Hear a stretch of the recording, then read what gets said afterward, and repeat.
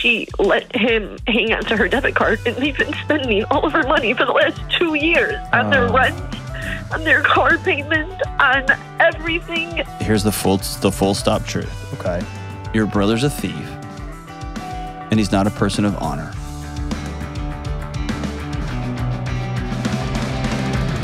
What's up? What's up? This is John with the Dr. John Delony Show.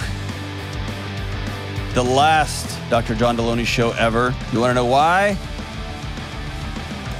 Because we're going skydiving.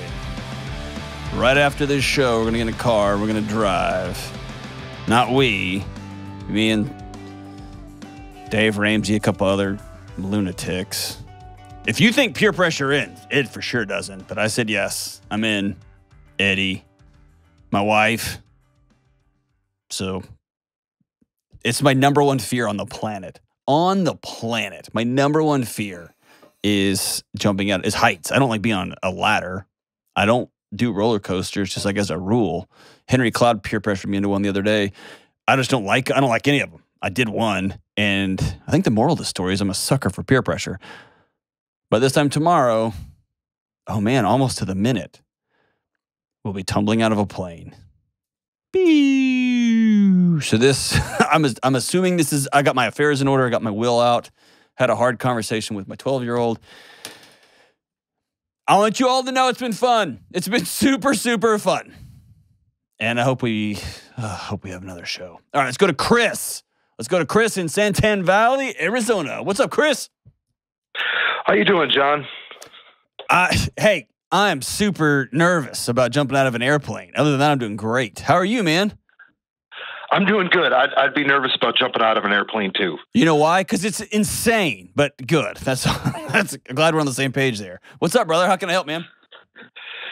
So recently, on my job site, I spoke during Safety Week about my experience with mental health and anxiety, and I've gotten a lot of really good responses out of it. And I want to help these people, and so I'm wondering, like, what's the next logical step? Or what's the next step that I should do here?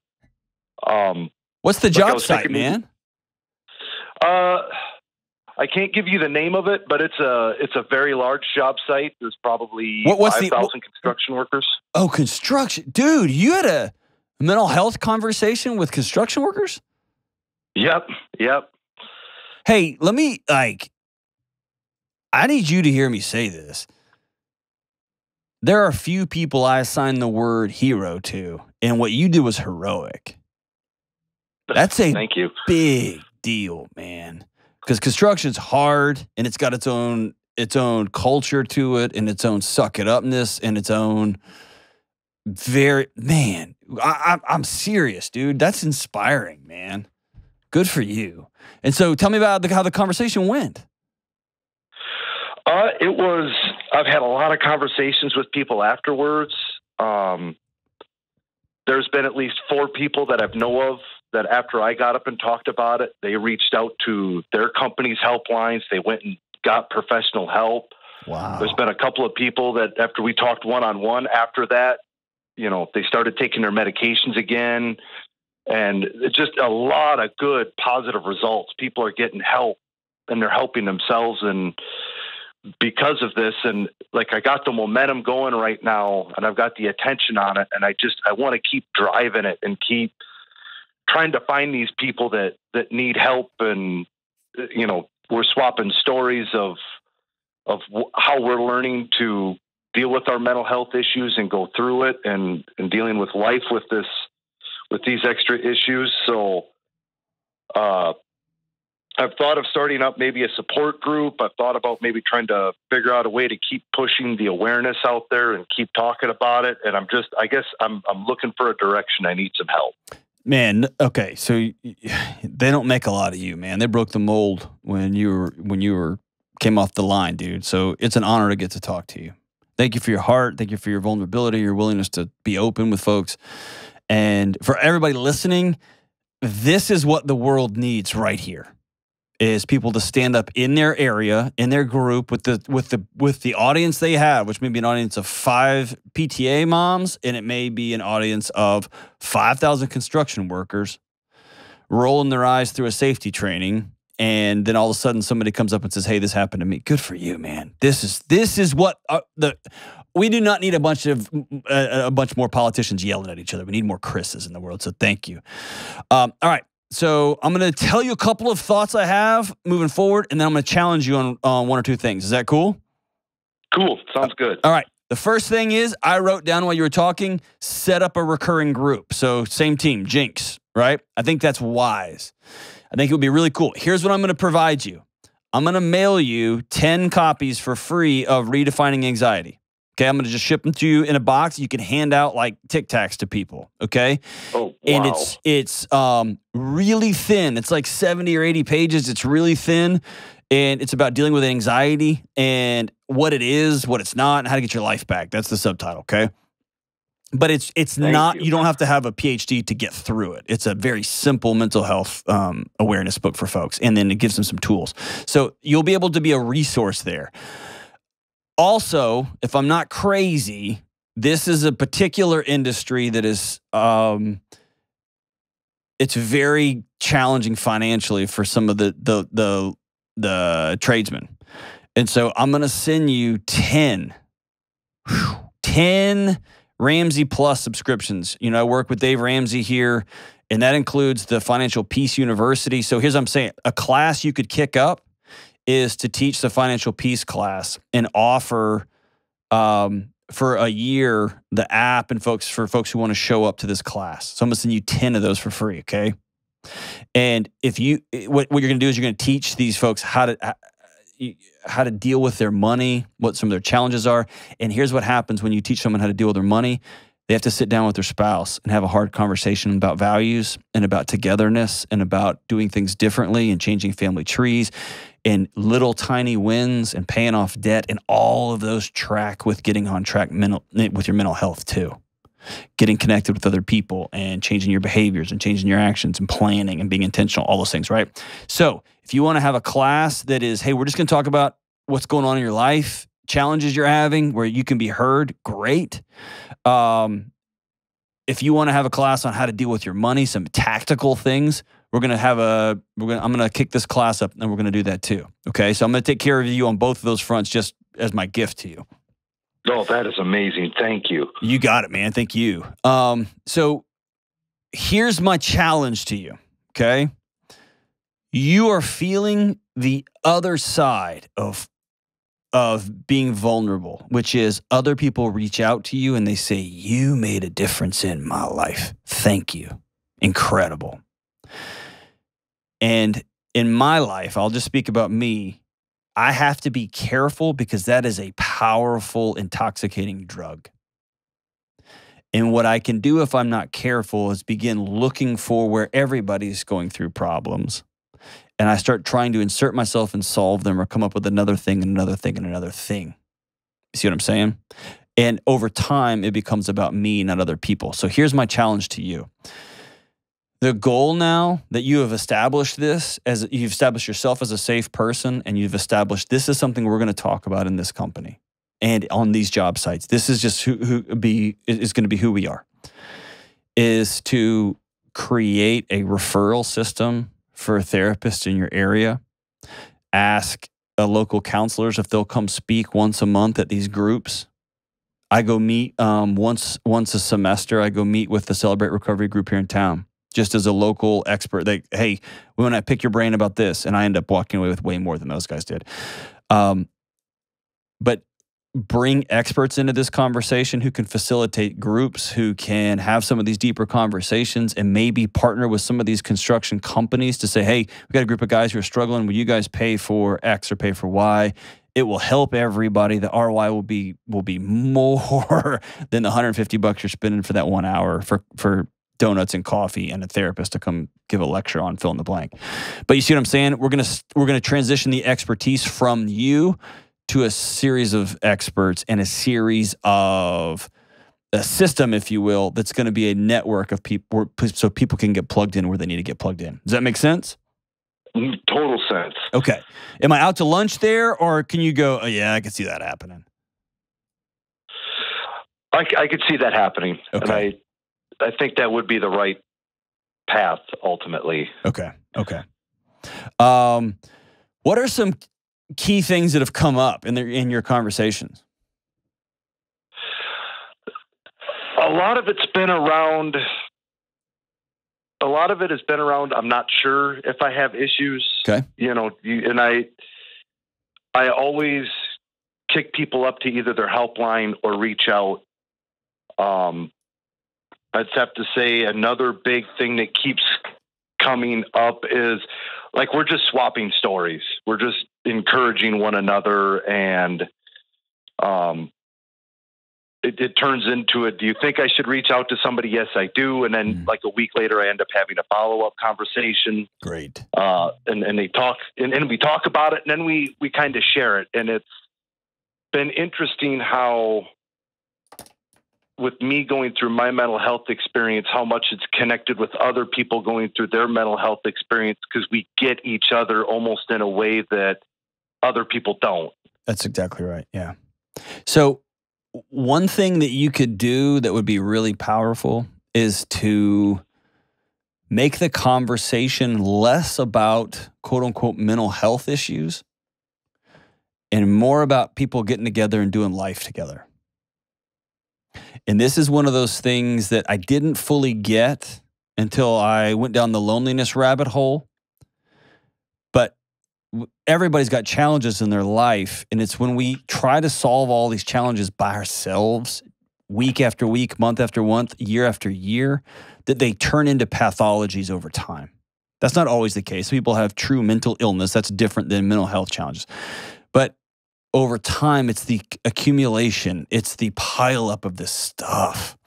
And it can be a great thing is a softball league, or we all go throw darts on such and such, and you better not miss, or we're all going to text you and harass you and call you, right? Because you're one of us. Places where people can get together and do life. The amount of money the company where I work spends on community interaction, just eating together and playing together, is astounding. And as a part of a profit sharing plan, I'm always like, dude, well, that's a lot of money we spent, but it's worth it. You see what I'm saying? So creating opportunities for people just to get together and do what you just said, just talk and hang out. And it's putting a coin in a bank and a coin in a bank and a coin in a bank, so that one day someone's going to sit down and go, hey, I got to tell you something that just happened. Or my daughter's not okay, or my wife left me again, right? And because you've built up this cash reserve over time. And so setting up some places where y'all can just hang out and talk, hang out and laugh, hang out and have some fun together. Does that make sense? Yes, it does. I think this is incredible, man. You're talking about entire culture shift. And if you want to get real brave, sit down with the brass, with the folks who show up with the clean hard hats and suits, or the fancy jeans, and say, I gave this one talk and we've had a bunch of people come forward. You'll have a real opportunity to help a lot of people. And if y'all go beyond hotlines and set up counselors, or maybe offer to pay for food, or set up a space where we can do a financial peace class, or go through some of those things where y'all pay the registration fee for a couple of softball leagues so we can start doing some stuff together, or have a daycare night where they can go on dates with their spouse, with their wives or their husbands, and we'll watch the kids. But come up with some things that will help people's lives be a little bit better. You see what I'm saying? And the mental health stuff begins to, not all of it, right? Not all of it. But man, you begin to turn the tide on some of that stuff. I think you're a beautiful soul, man. What got you inspired to have this conversation in the first place? It was just going through the struggles of it myself. Mm-hmm. And I really got it into my heart that I wanted to get up there and talk to people, so that way anybody that was wondering, what's it like to go through this, what's it like to go get help, I could at least kind of give them a picture of what that might look like. And I really was I was so focused on, this is an opportunity to help people, but that's where my head was at. And so good, man. Well, I joked later, if I would have thought all the way through what I was getting up there to tell everybody about myself, If I would have thought about that beforehand, I may not have done it. Right. That's but the fact that you did it, I mean, you altered people's trajectory, man, because you were brave, and I'm grateful for you. Thank you for stepping into that gap there.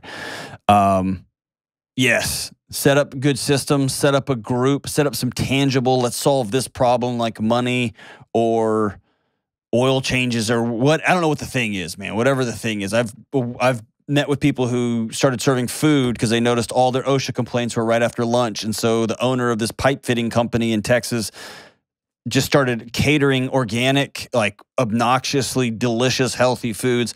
And the OSHA complaints fell down so dramatically that they got an investigation because they were cooking the books.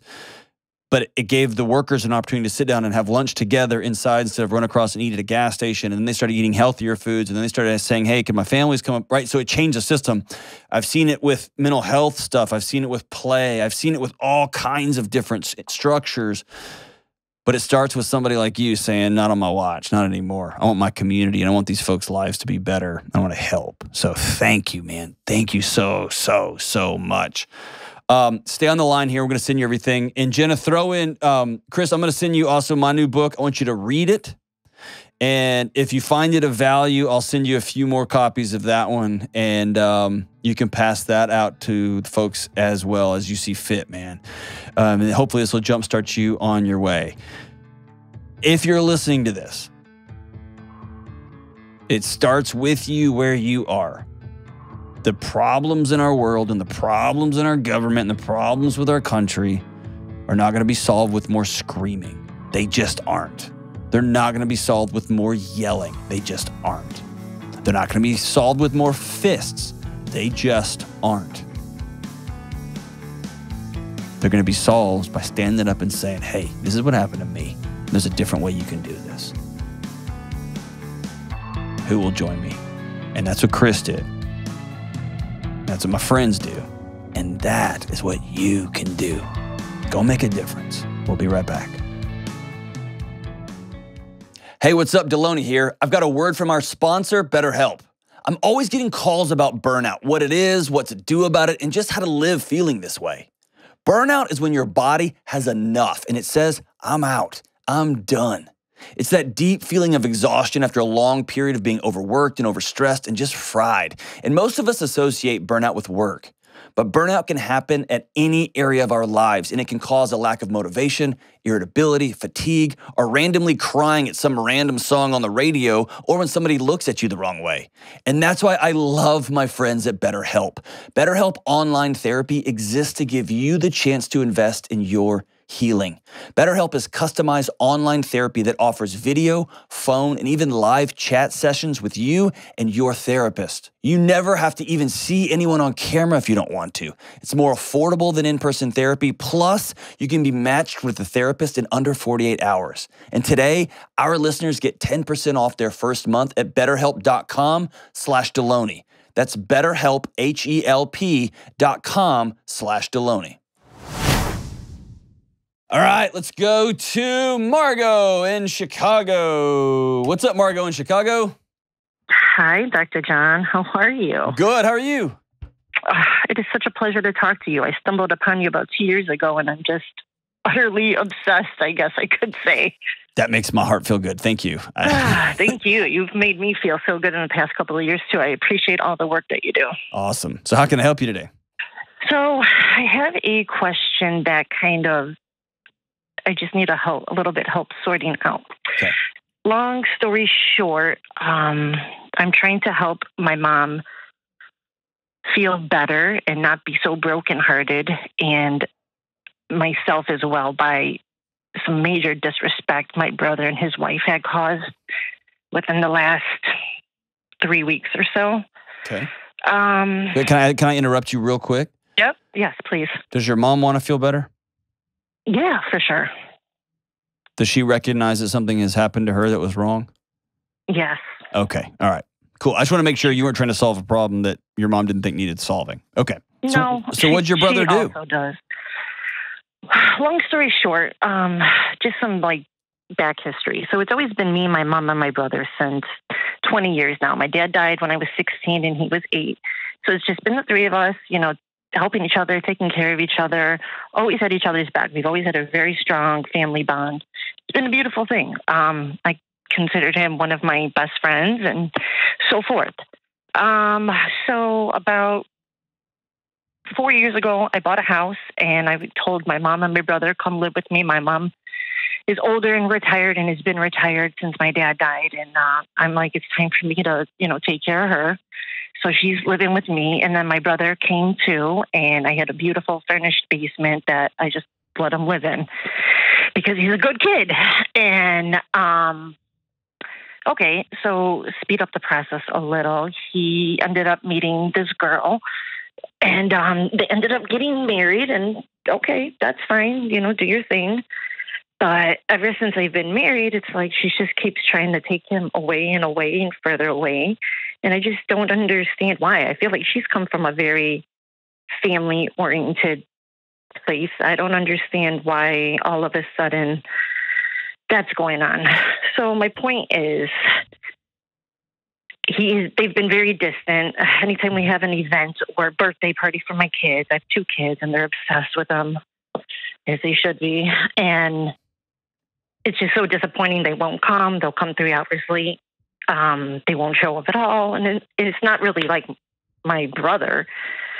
So I've had conversations a couple of times, like, what is going on? Like, you guys, can we just get it together? And I mean, you guys are 20-something years old. You aren't children anymore. Like, if you don't want to come, just let me know. I kind of sit here and plan my schedules around my kids' naps or activities or whatever may need to be done. They don't have any children or anything like that. So, maybe it's hard for them to understand that. Christmas time came, and after Christmas, I had tried reaching out to my brother a couple times. He wasn't answering. She wasn't answering. I was starting to get worried. And so I had just sent a text and said, listen, if you guys don't respond, I'm going to do a wellness check on you. Somebody respond to me. And then finally my brother called me and I could just tell in his tone something was wrong. And I'm like, what is going on? And he just said, he's like, I'm frustrated. He's like, every time we leave your house, he's like, me and Monse, that's his wife, always get into a fight. I'm like, about what? He's like, because she doesn't feel welcomed. She just doesn't feel comfortable. Mind you, Dr. John, every time this girl comes over, she's on her phone from the minute she walks in to the minute she leaves.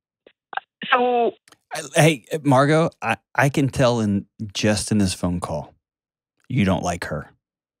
I don't, but it's because of all this drama. I know. Hold on. I have put it all aside and been very nice to the girl. I promise you. No, I know. I didn't want to get into a fight with my brother about her. I know that you are nice to her. I don't think that at all. I don't think you're disrespectful at all. But I can tell you don't like her. And it sounds like you had a very clear picture of what you wanted this thing to look like. This thing being y'all's family.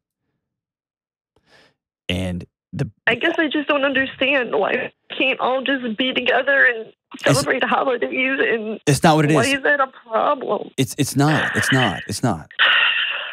What you're asking for is, why can't everybody's life be how I want it to be? Why can't I have a picture of how I want my life to look, and why can't everybody just live into my picture? And it's normal for somebody to get married and get distant. It doesn't mean it's right. It doesn't mean you love it. You clearly miss your brother.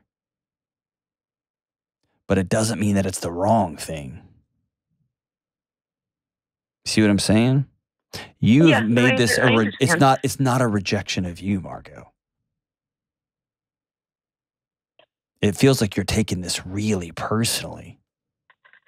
Well, I kind of am, because now, a couple of weeks ago, I had called him and I hadn't talked to him since the holidays. And I need help with my mom. Her mobility is not the greatest. Things are getting difficult for me. I've got a 2-year-old and a 4-year-old that I'm also taking care of. Okay. Is your mom still living with you now? Yeah, she is. Okay. All right. Taking care of her it's becoming a little bit harder. So all I asked for, because I'm trying to sell my house, was for her to maybe was for him to maybe hang out with her Saturday and Sunday so I could sleep for work, because I work Friday, Saturday, Sunday, 7 p.m. to 7 a.m. Whew, are you a nurse? Yeah. Or a doctor? Yeah, I'm a nurse. Awesome. And so I called him, and it was like, hey, I was just wondering if you could help me out with Mom. I'm putting up the house for sale. I was like, it would be a little bit easier if you could hang out with Mom for a few hours. That way, Edwin, who's my boyfriend, could take the 2 kids and he could go do his thing. And maybe you could hang out with Mom for a little bit. That way I could just sleep, because I'm not going to have my boyfriend take care of my mom and the 2 kids. Like, sure. So get to what happened. So what happened? So he's like, okay, yeah, for sure. I was like, go home, talk to Mo and say, call me back and let's get a game plan. So he called me back the next morning, and he already, I could tell, he was just like, I don't feel like it's an appropriate time to help you. And I'm like, but it's more for her. I'm like, it's not really for me. I'm like, I need help for Mom. I didn't ask you to babysit my kids. I didn't ask to borrow money. I didn't ask for anything for myself.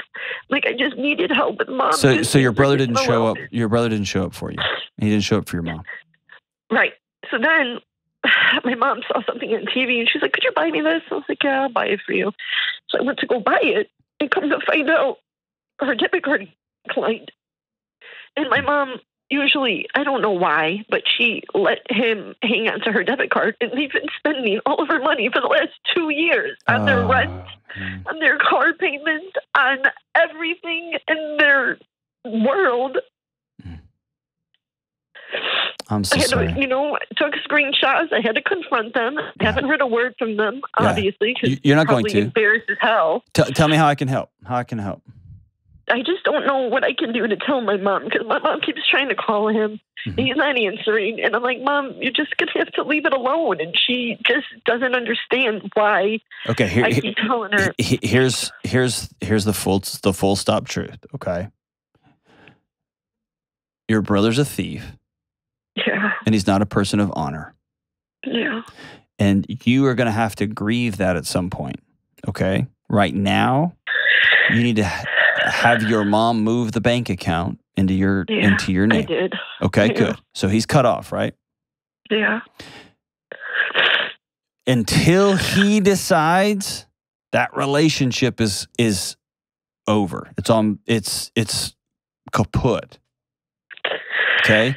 Any sort of calling or cathartic, like I'll tell you, or confrontation that won't make you feel better, and it's not going to happen the way you think it's going to happen. Okay?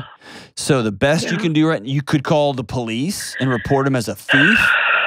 They would he's going to say, Mom told me I could, and she's going to say, I don't remember, or I don't think so, but she's not going to want to put her own son in jail. And so you can call the police. You can do that. But here's the deal. Your brother's a thief, and he stole from his own mother.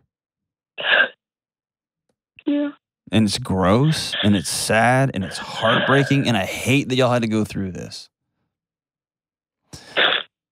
The question is more, how are we going to move forward? Yeah, you particularly moving forward, not with him not in your life. You're going to have to let that picture go.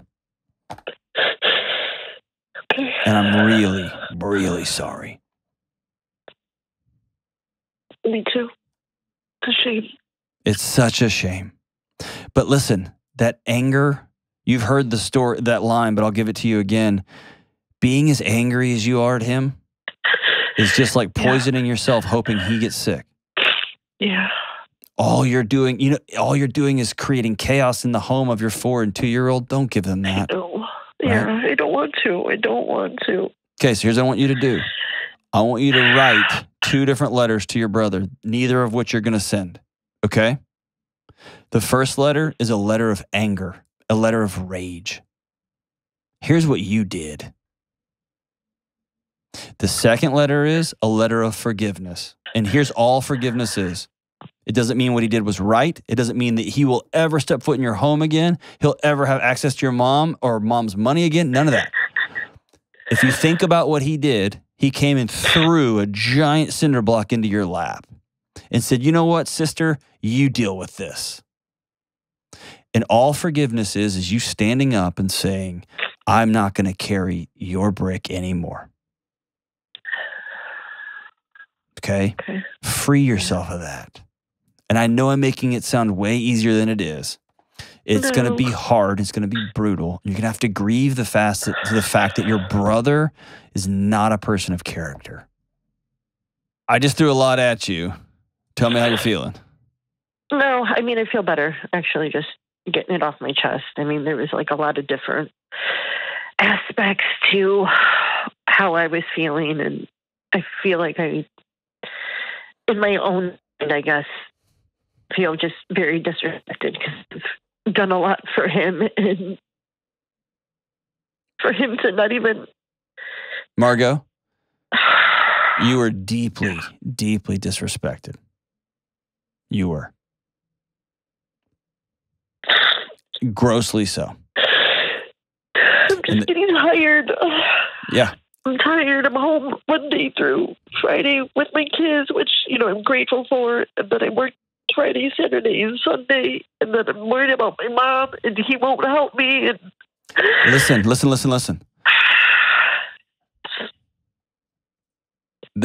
I wrote down right here on my notes, exhausted. Have you been a nurse for the last few years in Chicago? Unfortunately, yes. Yes, you have been living in the depths of the furnace of hell. And by the way, you know what we should do? Let's have a second kid. Let's do that. Right. And mom's falling apart right underneath our very eyes. Right? So none of those things we can change. What we can change is, okay, brother's a variable that's out of the equation. Where are other places I can get help? I can get support? Are there city resources? Are there government resources? Are there work resources? Yeah. Is dad in the picture? Yeah. Oh, no, I guess boyfriend's in the picture? Yeah. Okay. Or is he the kid's dad? Yeah. Yep. Okay. He can take a more prominent role, right? So here's what we do. Let's stop thinking about what brother's not doing every time, and let's start focusing on the solutions, because you're right. You're exhausted, and you cannot keep running like you're running. Is that fair? That's fair. Okay. So I want you to build a wellness strategy for Margot. What does a world look like where Margot gets sleep? What is a world where Margot gets to laugh every once in a while? Where Margot, yes, she loves her kids, but she gets a night or two off from them? Where Margot goes on dates again? Where Margot gets help with mom? You hear what I'm saying? I do. Will you love Margot enough to build that world? Yeah, absolutely. And I know you can't afford it, and I don't have time to do it. I know all those things. But I'm telling you is, you gotta figure that out. Whether it's trading with some of your fellow nurses, whether it's telling boyfriend, hey, we're not gonna play house anymore, we're getting married, and you're gonna have to get another job, whatever. I don't know what it looks like. But if he's gonna be in, he needs to be all in. And then he's gonna be helping his mother-in-law too. But you're trying to hold all this together yourself, and you can't. You can't. Write the 2 letters to your brother. And put them in a fire pit. Put them in a shredder. Get rid of them. Commit to not carrying that stuff anymore. Your brother's a thief. He stole from you. He stole from your mom. And then be about creating a world where Margot is well. Been running for 3 years now. It's time. It's time. That'll be a great gift to your kids, to your mom, and it'll be a great gift to you. We'll be right back. Y'all know there are lots of things that make me nuts, but one thing makes me more nuts than anything else: buying a home. And my friends who refinance their homes, they tell me it makes them nuts too. I love living in a new home, but I got to be honest, I'm no good at buying one. And that's why I'm so thankful for people like my friends at Churchill Mortgage. Churchill is a Ramsey trusted provider who we've been sending people to for over 20 years to help with home mortgages. Why? Because they're committed to doing what's right for you. And that means walking you through paperwork that's way over your head. That means making sure you get the right mortgage that you can pay off as soon as possible, and they don't try to upsell you a bunch of nonsense that's going to hurt you down the road. And most importantly, when you're making this big life change, you can actually breathe because you got an expert and a team who have your back. Listen, if you're about to buy a home and make a big change, save yourself the headache and call Churchill Mortgage today at 888-LOAN-200. Trust me, that's 888-LOAN-200. This is a paid advertisement. NMLS ID 1591. NMLSConsumerAccess.org. Equal housing lender. 1749 Mallory Lane, Suite 100. Brentwood, Tennessee 37027. Programs are for select loan types only and are not available in all states or locations. All right, let's go to Angela on the streets of Laredo. What's up, Angela? Hello, Dr. John. How are you? Well, I'm partying. That's not true. I'm not partying. I'm hanging out. No, What's up? What are you up to? Well, I'm just getting out of work right now, heading home, and it's about 100 plus degrees here. So I had a fan in front of me right now, but Jenna couldn't hear me, so I had to turn it down. Too hot. Yeah, too hot. Super hot over here. You got that right. All right. So what's up? Well, I'm in my mid-40s, and I was married for almost 20 years, and then I was divorced. And what happened? Now I'm that's going to take another call. Oh, okay. All right. In long story short, my ex-husband committed a federal crime, and I had to separate from him. That's all. Be all. That is. Yeah. Hey, you know what? Wrapped up right there with a bow on it. That's all we needed to talk about. Exactly. All right. Exactly. And I burned the letter already, so the last call hit the nail on the head on that part. Let me tell you. Good. So, all right. So we've burned the letter. We're on to the new one, right? On to the new one, correct. And he's a wonderful, wonderful man. We have been in a relationship for almost 4 years. The problem is that I am a social butterfly, and I enjoy going out. I enjoy meeting new people. I enjoy dancing, and he doesn't. And we went to a gathering about a week and a half ago, and I had to prep him for it, so to speak. And we were going to sit with some friends of ours, and it turns out the table was smaller, rather smaller than we thought. So we wound up sitting with strangers, which I was fine with. But he was very nervous about it, and he said, I think I want to leave. And he said, but I'm not. But I think I want to. And I was like, you're okay. Don't worry about anything. And, the night continued. But later on, he did tell me, there's times that I do want to just get up and go. And I feel like this is a very serious relationship. I wouldn't have given it 3 years of my life if I didn't think it was. Mm-hmm. But what I'm worried about is how do we continue? Because I love being social, and he's a big introvert. He's the only male child, and he's got about 6 sisters. So I don't know. He's earned his introvert. I'm just kidding. Yeah, I feel exactly. I feel like he, never had the chance to speak. He was always around a bunch of girls, All right, so let's take introvert and extrovert off the table. Okay. Here's why. Those labels end up conflating a lot of things, giving a lot of excuses, and a lot of blah, blah, blah. Let's take that off the table. I agree. Okay. Let's go down to very simple. Here's what I need to be in a relationship with you. And vice versa. Tell me what you need to be in a relationship with me.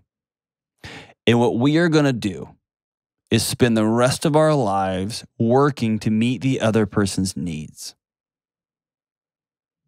So here's an example in my house. I take silence as rejection. I don't know why. I just do. When I walk by a person in New York City on the sidewalk and I say, hey, what's up? And they look at you like crazy, or worse, they just act like you didn't say anything. My first thought is, what did I do? What's wrong? Hey, let's go talk. I'll buy the first round. Are you okay? Right? That's just, my body takes off that way. When that happens in my home, it sets off some sort of rejection alarm that I fully don't understand. And you mirror that with, my wife likes silence in the morning. Don't talk. Can we just wake up slowly and quietly and read and write and have coffee and watch the sun come up and listen to the birds? And I want to talk and sing and have conversations. Let's have a party. Hey, let's get the band together. Let's have a house party at 5:45 a.m. That is me. Right. So what we had to do in our house is sit down and say, what do you need? And I said, and it was hard for me to say this because I'm supposed to be a big, tough Texas male. I said, I need you to say good morning and just give me a hug. I need that anchor point in my day. If I don't get that anchor point, I'm all over the place. And she said, done. And she needs space in the mornings that is just hers for her to slowly on-ramp the day. That includes writing and reading and meditating and reflecting and all those things. And so I moved my workout time from the evening to the mornings. That automatic, boom, an hour separation right there. And so, you see what I'm saying? So we both sat down and said, we love each other, and I have this need, and you have this need. How can we work to meet each other's needs? And I had to learn I can't have a disco at 5:45, and she had to learn she can't have complete and utter silence because she doesn't live in a monastery. And both of us made peace. So what I'm telling you is this. What I would love to see you and this guy who might be your forever guy sit down and say, okay, we've been together for 3 years. You have some needs that I'm not meeting or that are new or that are changing or whatever. What needs do you have? And vice versa. Here's the needs I have. I need to go dancing once or twice a month. I need that. And I want that to be with you. I need you to be seen in public. I need you to smile in public. I need to have this joy out there. And he might say, I need silence too. And so I agree. Cool. I am going to make peace with sitting down on the couch and snuggling up with a pizza and whatever the thing is. You hear what I'm saying? Correct. Yes. So let's approach it with, what do you need? And what are you willing to do? What are you willing to invest in this thing? And he might tell you, I need you to never ask me to go dancing again because I'm never going. And I would tell you, don't marry that guy. Because that's not about dancing. That's about him looking you in the eye and saying, I don't care what your needs are. Mine are more important. Right. I want someone who says, I hate dancing. I don't like it. It makes me feel exposed. And I'm going to go figure it out. Which is exactly what happened the other night. He said, I wanted to leave, but I stayed because I knew you were having fun and I love you. And so I wanted to stay because you were happy. Excellent. But he did tell me the other day he was, dying on the inside the entire time. At some point, that's a choice. Mm-hmm. At some point, he can choose, here's a great example. I agreed to go, I was talking about this at the beginning of the show. I agreed to go skydiving tomorrow with Dave Ramsey and a couple of friends.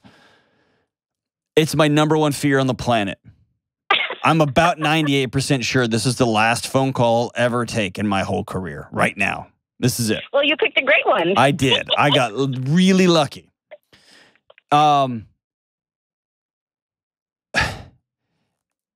I said I would go.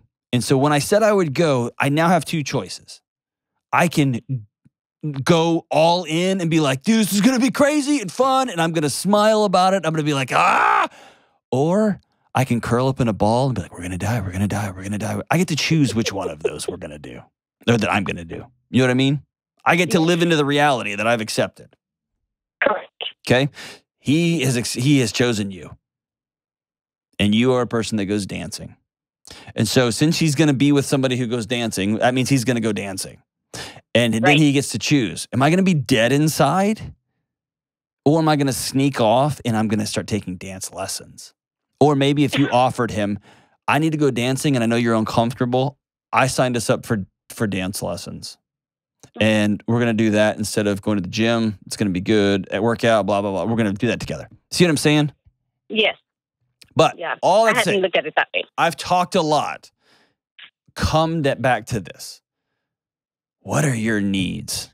And here are my needs. And how can I work to help you meet your needs so that you can work and help me meet my needs? And we're just going to make a loop, an infinity loop over and over for the rest of our lives.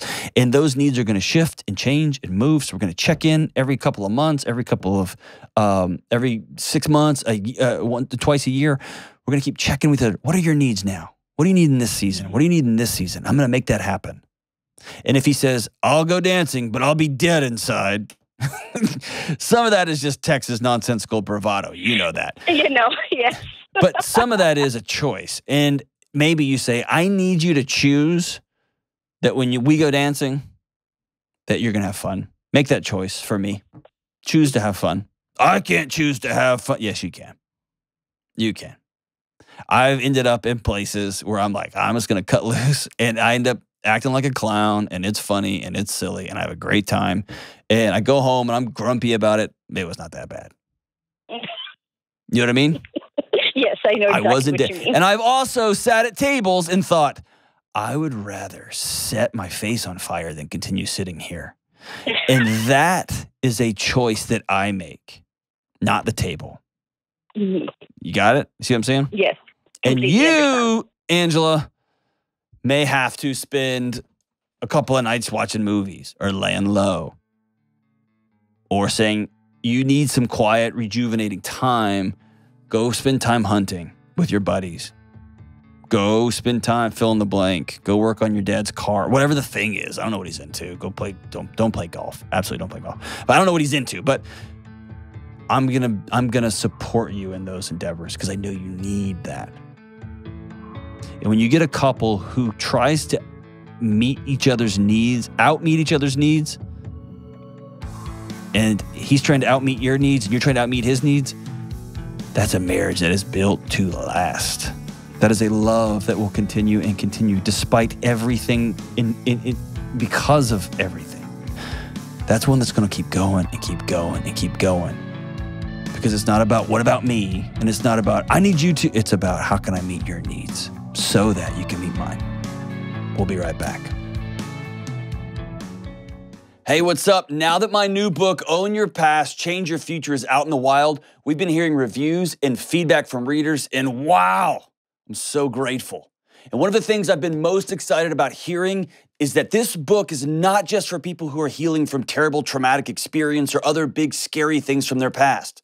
This book is for everyone in every walk of life. The single 30-year-old looking to sharpen their mind, the 25-year-old hoping to make new friends, the parent who's tired of seeing their kids' eyes glued to a screen, but who doesn't know how to re-enter their life.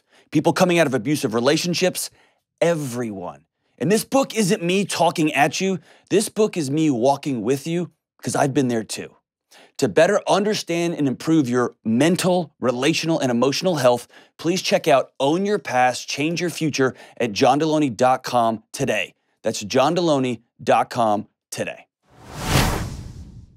We are back. Team, if this is it, I want to tell you it's been fun. You're my ride or die. Not my fly out of the plane or anything, but thank y'all for all of your hard work. And y'all don't look amused at all. This is a huge deal. Lucky for me, we've got Nate. And Nate said, you know what the song of the day should be? I said, nope. And they handed me this incredible John Mayer's tune. It's called Gravity. It's what's going to pull me from the heavens into a puddle onto the ground. It's called Gravity, and it goes like this.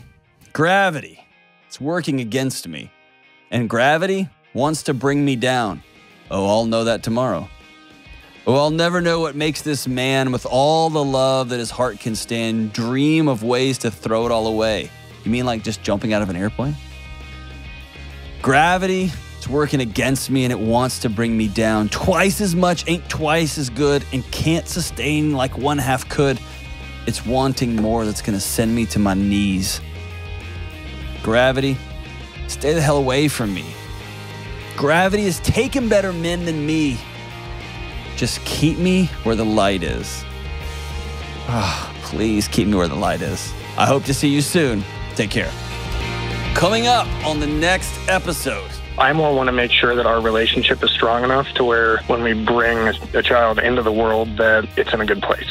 I can imagine if somebody's hinting around, hey, I'm 30 and I'd love to have a family with you and we've been married for 2 years. And you're like, well, kind of have this thing about what it's going to look like and I want to make sure we're strong. That's telling her, I'm still trying you out.